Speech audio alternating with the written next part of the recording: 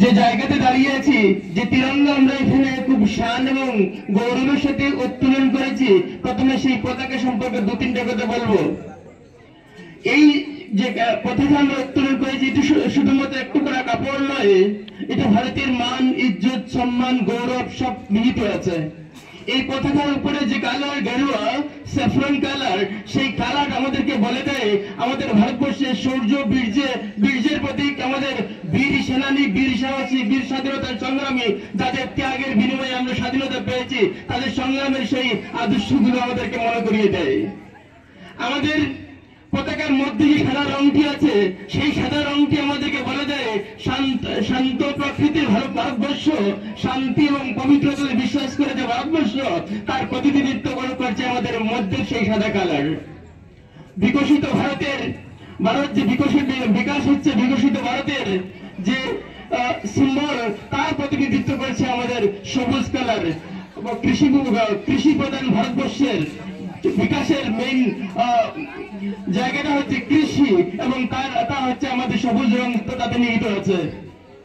মাঝখানের যে চক্র যেটা আছে নীল রঙের 24টা দণ্ডযুক্ত, সেই চক্র নেওয়া হয়েছে সম্রাট অশোক। প্রাচীন ভারতের এক বিশেষ সম্রাট ছিলেন সম্রাট অশোক। সম্রাট অশোকের সারনাথের স্তম্ভ থেকে অশোক চক্র নেওয়া হয়েছে, যে চক্রটা হচ্ছে আমাদেরকে এই কথাটা মনে করিয়ে দেওয়ার জন্য, আমাদের দিনে আমরা 24 ঘন্টা জানি, 24 ঘন্টা এখানে আছে 24টা দণ্ড, এবং ভারত যে বিকাশের দিকে যাচ্ছে, যে উন্নয়নের দিকে যাচ্ছে, যে চলমান চক্র, সেই চক্র এখানে তা আমাদেরকে সিম্বলিক হিসেবে আমাদেরকে বলে দিচ্ছে। আমি ইতিহাস স্যার বলেছেন ইতিহাসের কথা, আমি ইতিহাসের ছাত্র, ইতিহাসের দৃষ্টিকোণ থেকে আজকের দিন সম্পর্কে কয়েকটা কথা বলে আমি আমার কথা শেষ করব। আমরা 26শে জানুয়ারি প্রজাতন্ত্র বা গণতন্ত্র দিবস হিসেবে পালন করি। প্রজাতন্ত্র বা গণতন্ত্র এই জন্য, দেশের যে যন্ত্র দেশ পরিচালনার, সেই যন্ত্র নিহিত আছে কার কাছে? আমাদের সাধারণ মানুষের কাছে। এজন্য থেকে বলা হয় সাধারণতন্ত্র। আমরা যারা ভারতবাসী, প্রজা আগে ছিল রাজতন্ত্র এবং রাজতন্ত্র, রাজা এবং প্রজা, সেই প্রজার হাতেই এখন সর্বোচ্চ ক্ষমতা। এই জন্য প্রজাতন্ত্র। Head of the state is not nominated by anyone. Head of the state এটা হেরিডিটারি পোস্ট না, বংশানুক্রমিক না, এটা ভারতবর্ষের জনগণ, ভারতবর্ষের সাধারণ মানুষেরা নির্ধারণ করেন। এই জন্য এটা প্রজাতন্ত্র, এই জন্য এটা গণতন্ত্র, এই জন্য এটা সাধারণতন্ত্র। এই যে সাধারণ মানুষের কাছে ক্ষমতা কে নিয়েছে? ক্ষমতা দিয়েছে সংবিধান। সংবিধান কি?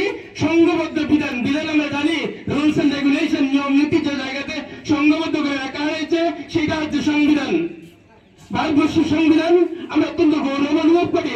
ভারতবর্ষের সংবিধান পৃথিবীর সব থেকে বড় লিখিত সংবিধান। ভারতবর্ষের সংবিধান সাধারণ কোনো সংবিধান নয়। ভারতবর্ষের সংবিধান শুরু হয়েছে অনেক আগে থেকে। আমরা যদি দেখি, ব্রিটিশরা যখন ভারতবর্ষে হয়েছিল, 1773-তে রেগুলেটিং অ্যাক্ট পাস হয়েছে, 1784-এ পিটস ইন্ডিয়া অ্যাক্ট পাস হয়েছে, 1792-তে চার্টার অ্যাক্ট পাস হয়েছে, 1830-তে চার্টার অ্যাক্ট পাস হয়েছে, 1833-তে চার্টার অ্যাক্ট পাস হয়েছে, 1853-তে চার্টার অ্যাক্ট পাস হয়েছে, 1858-এ government of India act pass হয়েছে, 1861 ইন্ডিয়ান কাউন্সিল অ্যাক্ট পাস হয়েছে, 1892 একটি ইন্ডিয়ান কাউন্সিল অ্যাক্ট পাস হয়েছে, 1909 মডেলিটি রিফর্মস পাস হয়েছে, 1919 মাল্টিপল ট্রান্সপোর্ট রিফর্ম পাস হয়েছে, এবং তারপরে যেটা হয়েছিল গভর্নমেন্ট অফ ইন্ডিয়া অ্যাক্ট 1935, এবং that was the base of Indian constitution.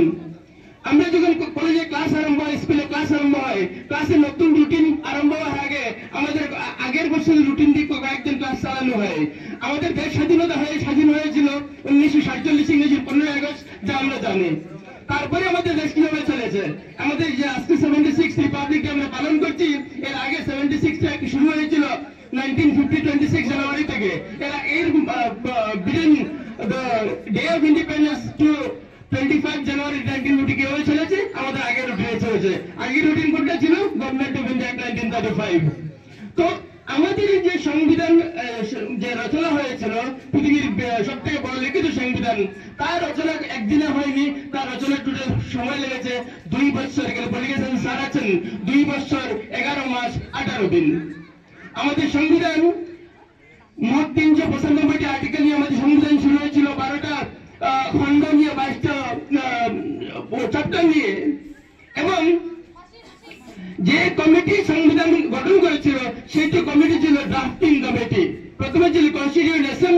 Constituent অ্যাসেম্বলির প্রথম সভাপতি শশীচন্দ্র সিনহা, তারপরে স্থায়ী সভাপতি ডক্টর রাজেন্দ্র প্রসাদ, এবং আমরা যখন রুটিন করে যে রুটিন বানানো হয় সবকিছু যখন রুটিন বানায় না, দুই একজনকে দায়িত্ব দেওয়া হয়, এবং সেই ভারতবর্ষের সংবিধান বানাতে একটা কমিটিকে দায়িত্ব করেছিল যারা এক্সপার্ট ছিল বিভিন্ন বিষয়ে, 7 জনের একটা কমিটি যাকে বলে ড্রাফটিং কমিটি বা খসড়া কমিটি।